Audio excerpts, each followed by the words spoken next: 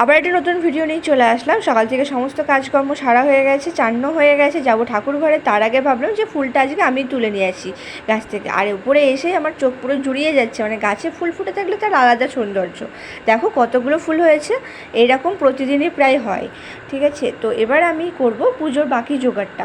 আজকে বাবাকে বললাম তুমি পুজোটা বসে পড়ো, চান টান করাতে লাগো, ততক্ষণ আমি তোমাকে পুরো জোগাড় কমপ্লিট করে দিচ্ছি।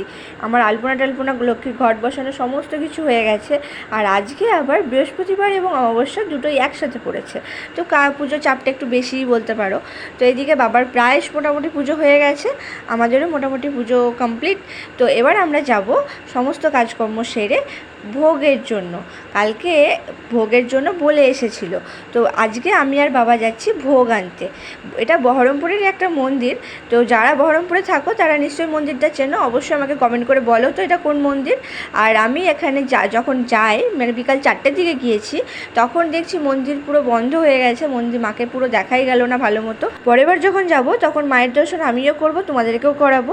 আর আমি এখানে চলে আসলাম, এখানে ভোগ দিচ্ছিল, তো সবারই হয়ে গেছে, আমরাই লাস্ট ছিলাম, তো ভোগটা নিলাম, দিয়ে বাড়ি চলে যাব। আর দেখা হচ্ছে পরের ভিডিও।